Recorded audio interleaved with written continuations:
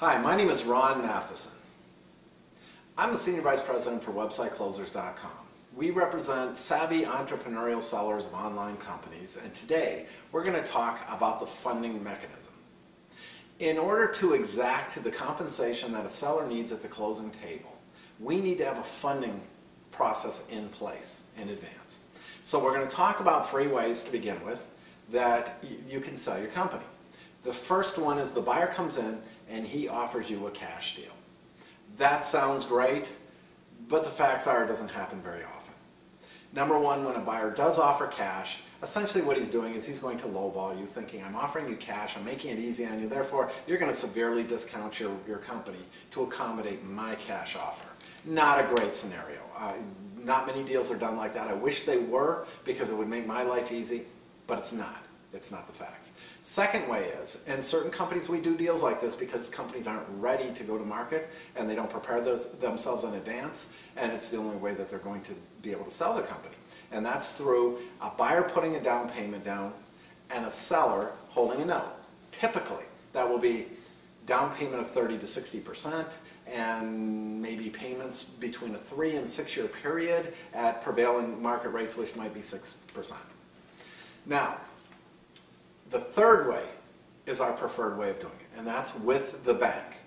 That would be through the SBA process, a much maligned process that most brokers hate and a lot of bankers hate because most of those deals die. Now, we like them for various reasons. Number one, it requires 10% down from the buyer. So instead of a buyer needing a ton of cash to come to the closing table to buy your company, I've now increased my buyer pool tremendously. Number two, the bank is going to loan 75%. So between the 10% and the 75%, I'm bringing a seller 85% at the closing table. If I were selling my company, that's what I would want. Now, the last 15% will be a seller holdback. Okay, that'll be the seller note. Now, one thing we need to discuss, I can write up any deal I want that's acceptable between the buyer and the seller. But when I submit it to the bank, when it comes to that 15%, they will make the determination. And it is our way or the highway in their book. So you have to understand up front, it isn't going to be what I necessarily put on paper when it comes to the seller note. A typical scenario right now on a bank deal might be something to this effect, where you are paying no payments for 2 years, interest only in year 3, and then we're going to amortize 4 through 8. That would be the typical deal right now. Now, if it were me, getting 85% at the closing table and taking that as my seller holdback would be fully acceptable, and I would be excited about that deal because I'm getting most of my cash at the closing table. That makes a great scenario. Now, let's talk about why these loans have a bad rep. Let's say that a buyer goes under contract and he's going to go borrow money. So he goes down to his local bank, and it doesn't matter. That could be PNC, it could be Wells Fargo, Chase, you name it. He's going to go down to his local bank. He's going to say, I want to get a loan. They're going to say, well, let's do the SBA loan because that's the only one you're going to get through buying a business. They're going to hand him a big pile of paperwork. That's where the problems begin. He's going to go home and he's going to have to make his way through it. Then it gets harder from there. And most of those deals die, and that's why everyone hates them. On the other side of the coin, here's what we do. Number one, it's kind of flavor of the week, really, sort of thing with us, but it's not really flavor of the week, it's more like flavor of the year or two. But we find banks that are aggressive. Okay, and we ride those banks over and over. We bring them that bank only, all of our deals over and over.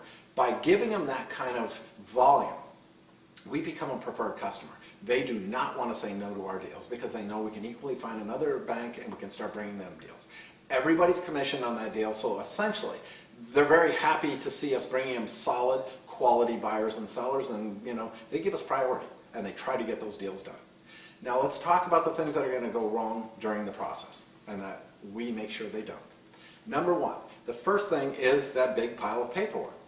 We go through it with the buyer, making sure they're representing exactly the facts, not making mistakes, and when it gets submitted, it's correct information. Number two, okay, then there's going to be the resume. Anybody can write a resume, but a good resume is going to show why this particular buyer and his work experience match up with the company he's buying, because if it doesn't, that deal's dead. Okay, so that's number two. Number three, we're going to have to write a business plan. They're going to turn to the buyer and say, write me a business plan. They're not going to tell him what or how or give him any examples whatsoever. He goes home under normal conditions and wonders, what do I write?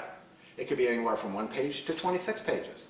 Now, if you do 26 pages, the bank is going to be very unhappy with you. They don't want to read your 26-page business plan. They're going to look at it and they're going to say, half this stuff is boilerplate. It doesn't pertain to what we're looking for on how you're going to run this business and why it's good for you. A good business plan, now if you write 1 page, by the way, that's just as bad. And the reason why is because they're going to say that he didn't make any effort in this. It needs to be about 4 or 5 pages, but it needs to be a 4 or 5 page excellent report that is going to detail exactly what you know about the company, where it's going, why you fit it. It's got to have graphics. It's got to look good. It's got to be a professional report that looks exciting and pertains to the facts and the details and why you fit. The next thing we're going to do is a 2-year evaluation. Now, it sounds pretty simple. But the question is, do you write it based on our current economy, or do you write it versus the sales trend of the company you're buying? And the facts are, it's very easy for a buyer to say, I got to make this look as good as possible so that I can get this loan. The facts are, they don't want to see anything that looks like pie in the sky. They want to see a conservative, solid, showing an increase to your projection, but real. So we make sure it does. Now, the last part is going to be the single hardest part of this process. It's going to come about the 6th or 7th week. We're going to be close to the closing line. At that point, we're maybe a week or 2 away from the closing. We're already thinking about setting a closing date. We're pretty much ready to go. Now, if you weren't working through us, what would happen? The buyer would get a call from the bank. They'd say, do you have a few minutes? The buyer would say, sure. And then they proceed to interview. He's not ready for the interview, and they are going to trap him. They are going to try to trick him and throw a lot of stuff at him that he will not have the answers to in all likelihood. And if he bombs on that interview, this deal's done. It's wiped out. That's why these loans are a much maligned process, and so many of them go bad. Now, what do? We tell the buyer, when that call comes, you tell them you're busy. You say, hey, what time tomorrow can we do this? The bank's going to say, sure, let's set up a time tomorrow, and they do.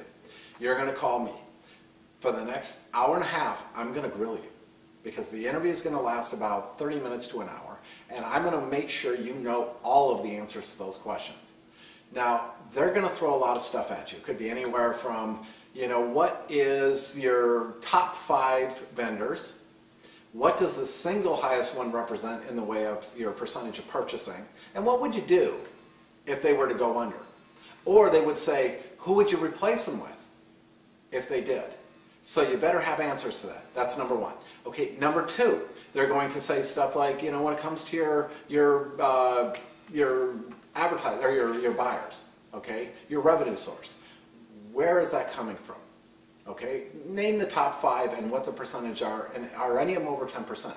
And have you checked the financial health of those particular companies? Now, most people aren't ready for those kind of questions, and they can't answer them. Well, I'm going to take you from A to Z on anything that they may potentially ask you. And essentially, I know, because when you're done, I'm also going to call you and say, what did they ask you? And they know we're doing this. So they try to come up with new stuff as they go, and we try to keep on top of the new stuff. And we can't keep on top of all of it, but you know what we're also going to tell you? We're going to tell you how not to answer a question. If you don't know the answer, we're going to tell you what to say. All those come into play on whether you get rejected or accepted on this loan. So in essence, we're basically guiding you through the entire process. That's why we get deals done. That's why most people don't. And I hope this kind of helps you to understand the funding process. The one thing I'm also going to go into a little bit of detail by the end is this. When it comes to bigger companies, let's say we're anywhere from 5 to 15 million on your sales price. We're probably not going that SBA mechanism. That particular group is going to have their own funding process in place, and they will dictate as well how they're going to basically, whether it's through a bank or cash in their account. Keep in mind, even with equity groups though, they're not going to offer you all cash. They're going to ask for the seller to hold a note. So be ready for that.